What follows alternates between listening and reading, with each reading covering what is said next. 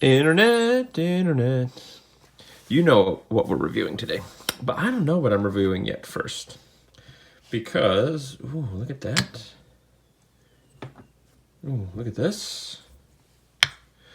Ooh, look at this. We got a bunch of things I want to look at, and I'm not 100% sure of the order, so I'm going to ask you guys. Should we do this one first?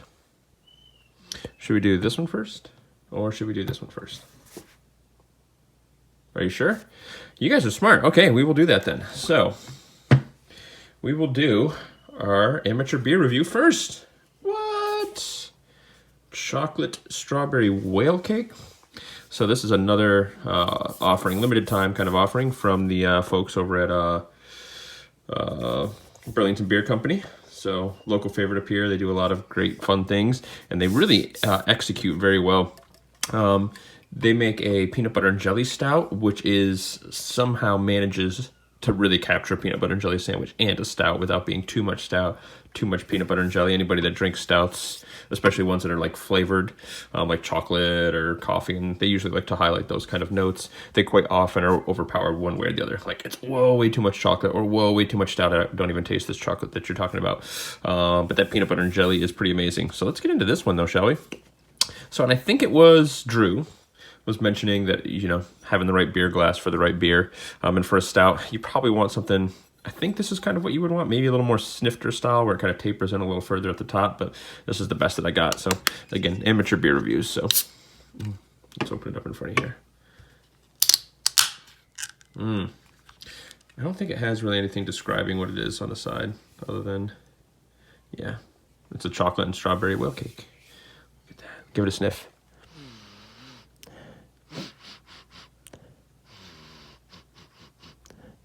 Yeah, I mean, it smells very stouty, as you would expect, kind of that toasted, roasted flavor.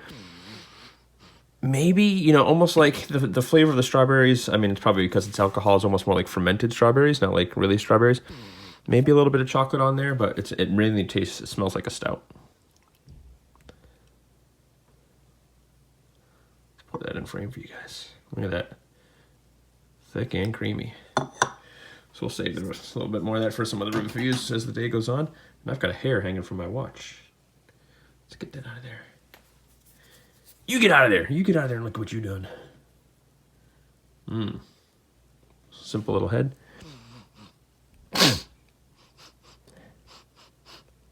Yeah, all those same notes just kind of amplified a little bit. So let's have a sip.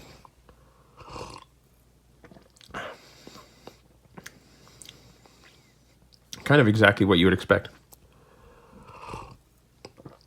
based on the smell. You get a tang up front that is probably the strawberries, but you're not really getting the flavor of the strawberries. It's not that sort of like smoky richness that you normally get from a porter or a stout, but that flavor is definitely in there.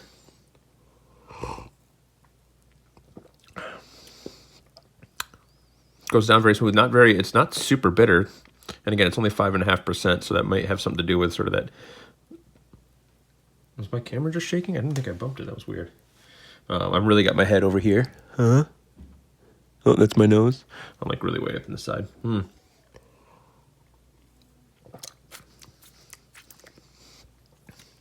Yeah, it's interesting. No particular flavor is really overpowered. I don't taste. I'm not picking up a lot of chocolate. Just get the little drip off the edge of the can. Not picking up a lot of chocolate. It's good. It's delicious. But I don't think I would place strawberry or chocolate if you handed me this and said, what flavors are in this? It's got kind of a bit of a tang to it, but hard to place. No one particular flavor really stands out to me, but we'll enjoy it as we go here. So I lied. I do know what the first thing I want to talk about is, and it's going to be this, because I did a follow-up review to this recently. So let's pull that up. I think someone mentioned in one of the comments about the blue buttons, and maybe I didn't make it super clear. I anodized these. So these were the stock buttons that came with it, and I just anodized them that blue, which we're going to do an anodizing video because now we've got something to anodize. So this is the Magnus air spinner. Oh, excuse me. So this is the one that he did on Kickstarter. Again, we got a lovely little box. Same issues with the last box where these edges just from the bamboo are a little hard, or a little rough, but not too bad. But other than that, the box fits together excellent.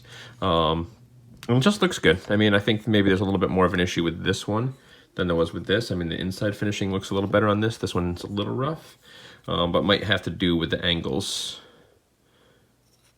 Well, I mean, this one, I guess, has got some of it, but this is more going across the grain, so you're going to get some of that splintering, so it's not too bad. I'm okay with it. So let's pop it out of here. Da-da-da-da-da. We'll leave the box. We'll leave the boxes open and all over the place, shall we? So you know why we're going to get to do some great anodizing and why I'm excited about doing this review? Because I ordered 2 of them. I don't do that with many spinners, but I saw this on the Kickstarter and I thought there's probably going to be a lot of people that are going to want to get this, and then I'm going to back the Kickstarter. Like, it's going to take a while to come out, so I figured I'd do one of those things where I really wanted to try to hook somebody up. I'd have to look back into the Kickstarter because I forget what I paid to get 2 of them. I know I got a little bit of a bargain to get the second one, but I still have to like look it up and see what the conversion rate was at the time. So, but if someone's interested in getting this, at the most it would be $150, but I don't think it was that high. But I have to look. But it was something. It might have been that high actually with shipping. So for now we'll say $150. But if you're really interested, reach out to me and let me know. So, and then I can anodize this one. So I'm actually going to get this one out for a moment as well, because let's talk about, if you remember this guy. Let's have a sip. If you remember this guy, I had some concerns initially, so I didn't want to do an unboxing with this. I wanted to get right in there and get a feel for it. But you remember that I put a different bearing in it, and I flitzed the surface, so on top of anodizing, but just putting that flitz metal polish really kind of brightened up the surface, because it looked like his surface was really bright and shiny. And when I look at it, so this is one I have not done anything with. I haven't customized or touched this really in any way. I've spun it just a tiny bit. But you can look, and again, the surface it's a really nice stone wash. The quality is excellent. Much like we saw in this last one, the way these corners are all rounded are just fantastic. Well polished, smooth. It's got the same buttons that are risen up just a little bit as opposed to being kind of recessed like they originally look. So it is the same buttons that's on here. It kind of wasn't clear if he was going to be switching the style on these, but he did. And I think it's probably for the better, because this lets you get pretty good grip. You see my finger meat hanging over the edge there? It still can fit and go on. And again, if you look at a really high angle, right, like it does have pretty close to, I don't want to call it a mirror finish because it's definitely not a mirror finish, but it does have a highly reflective polished surface that when you look on like this, a lot of the details lost in the stone washing or tumbling or whatever his finish is. I don't know if it's considered a stone wash. It's ceramic media, so a tumbled finish, I don't know what you call it. But if we take a look at this one, especially on the corners and the edges, see if we can get some light reflecting. Everything's just a little brighter on this, and it's a little smoother. So let's see if we can really kind of be able to tell the difference here. But everything's just a little shinier, a little brighter. And this one's almost, see, it's almost kind of yellow. I don't know why that's the case. But you can see it's a little more reflective. The light's brighter on there. Oh, because I'm reflecting different lights. Let's see, it's still, well, anywho, it is a slightly brighter, slightly shinier surface. I'm really trying to get it for you to see in the video, but it's in person you can feel it a lot more. This just feels super smooth, and this feels, it's funny, it feels smooth. You wouldn't feel this and be like, oh, that's not smooth at all. It's super smooth, but there's just something a little extra with this. So definitely the flitz metal polish is the way to go with this. So let's give it a spin. That's with his bearing. Oh, you hear that? That's with a heck. Flavor Zone Essentials HCZ in there, baby. Oh yeah. Brings it to life. Oh, excuse me. I did want to show you the bearing. So when I was taking this bearing out, when I was pushing it out, so it comes with this little bearing tool to push the bearing out, much like the other one does, which is nice. Appreciate that. It's a, whoops. Oh, I thought it was an 8-ball that was in there. For some reason, those balls look bigger, but it does look like it is actually a 10-ball.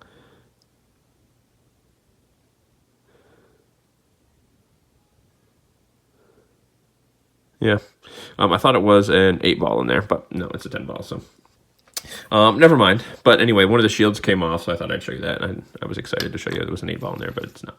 But anyway, so having the feedback from this guy, and having that polished edge. I think it needs it for me personally. But again, like I've always said, putting that a little extra effort in, making the spinner your own is the way to go.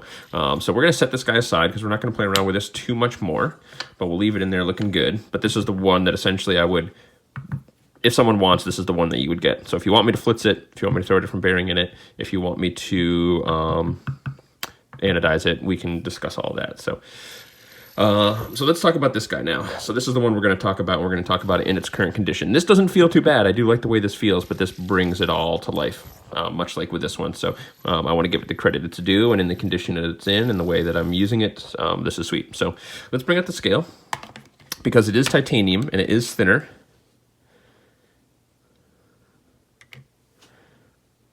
$35 grams, very light spinner. And let's take a look at the size, because the size, you know, when people got the Ego, I think they were expecting it to be a little larger, and it's actually relatively small, all things considered. But let's take a look at the Zen, the XL Quasar. Look at the size of that. So it's actually a pretty, relatively large spinner, all things considered, this day and age, this game. All right, let's take a look at a stubby. Right, somewhat significantly taller than a stubby. Almost as wide as a stubby, right? It's got a pretty wide profile, especially if you look at those corners. Right, so it's a pretty large spinner, all things considered.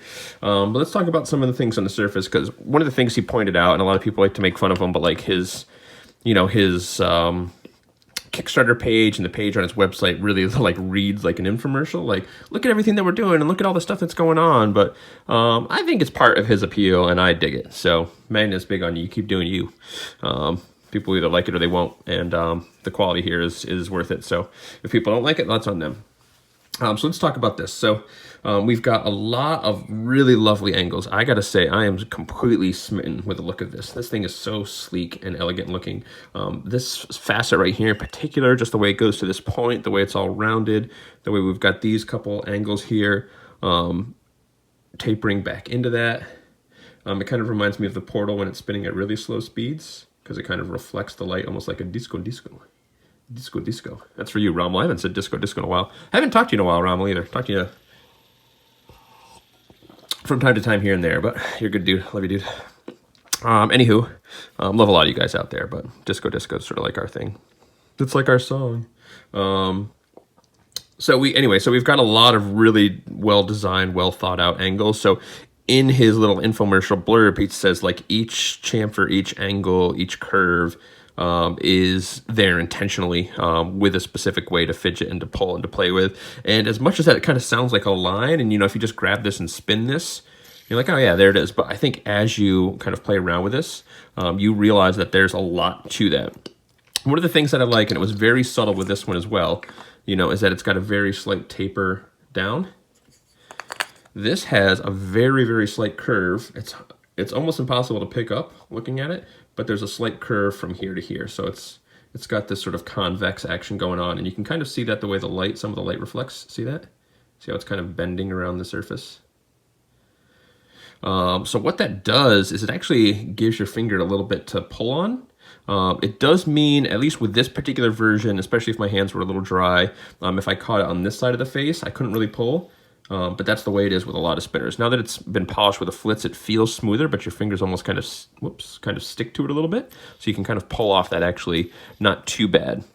But especially if you get it on this far side here, even though it's along what would seem like a flat surface, man, my focus is doing weird things. Hope that doesn't do that too much. I can still pull. I can get a great pull. Really great pull just along the top. My finger will catch the edge of this chamfer just a little bit too, but even if it doesn't, like, see if I hold it right here, so my finger's not actually catching that, I can still get a good pull. But if I catch that just a little bit, that's where it sings. Preloaded flicks, baby, this thing sings. Now, it is a super light spinner, so I can stop it like immediately with no effort and get it going again. It doesn't spin forever, but what's interesting, especially with this HCZ bearing, I get a little feedback, which I like the feel of this, but for the first, I don't know, 10 seconds, it doesn't sound like it's slowing down really. It does stop pretty quickly. I haven't done a spin time test, and this bearing might need to be cleaned a little bit if we're talking real spin time, but right now I think this will get a minute and a half with this bearing in it, because it's kind of light. But again, it's not designed for spin time, and he went out of his way to say that. So you don't get a 30-gram titanium spinner for spin time. so you just don't. But for most of us, fidgeting is the name of the game. Now it's nice having a big old beastie spinner that you can just, oh, you can hear that bearing needs a little clean. I just cleaned this one, so we'll let this one ride. It's nice having a big old, beastie spinner that will just spin for 10 minutes, spin like that. But again, that's not what this guy's about. I talked about the buttons before. I'm going to talk about them again. Kong buttons, some of my favorite buttons. These buttons get the job done. Love the feel of these buttons. The way they snap into place too. Oh, I got some sticky tack, but I'm using it right now. But you saw how I took the buttons off. You just push the sticky tack on, pull the button off. It's a little annoying in the fact like you need to have some sticky tack around, so it's not like you're just going to pull the buttons off, willy-nilly, but it's not really that much of an issue, I found, because I'm not taking the buttons off that frequently. So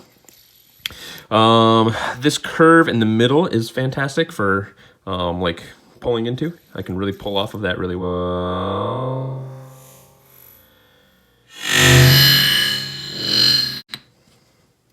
Are we going to do that in slow-mo? We might. I've been dropping my spinners a lot on camera. I don't do that often in person, but I don't know if it's the combination of trying to hold it for the camera or what it is, but I really seem to drop them a lot, especially lately. Anyway, catching out on this far corner, especially if I'm skipping my middle finger and going right to my ring. Excellent. A lot of times too, when I preload, I'll spin it and I'll stop it. And because of the curve upwards, if I'm trying to stop it like this, it'll stop early. I guess the front of the arm is going to stop it too. But a lot of times I'll stop it sort of like that. But this little point on the outside is so easy to just set.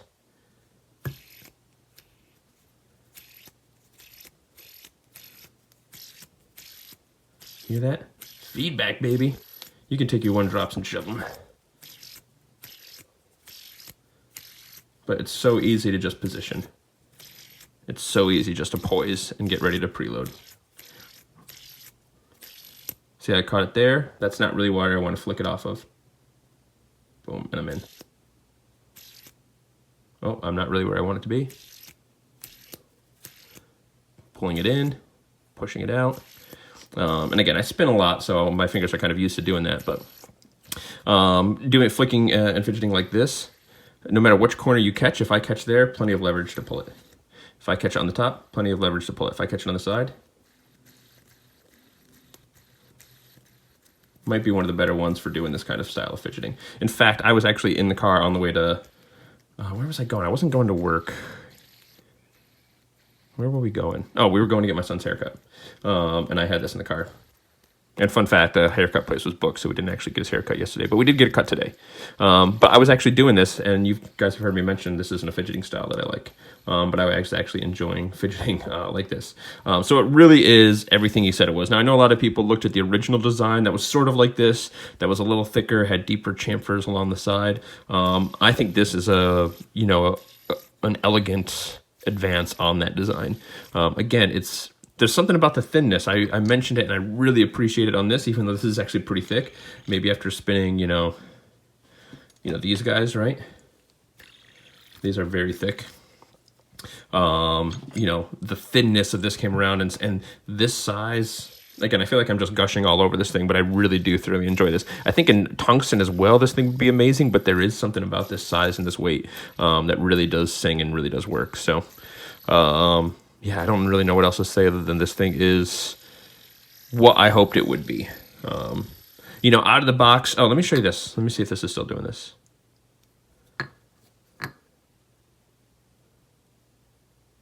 So it's off balance just a little, and he mentioned like, oh, nothing's going to leave the factory or whatever, not balanced. But it's funny, because it's so light, if I go like this and I spin it on one finger. Let me do it with this one. This is part of what I was going to mention, is it seemed like the wobble got better, like it had a little bit more wobble, and after spinning a lot, that wobble kind of went away. So here's one with its bearing. Because this one had the same sort of a thing where it would kind of settle just right down. So it's not off too bad, but I could feel the wobble a little bit, or if I hold it very gently on like a really good,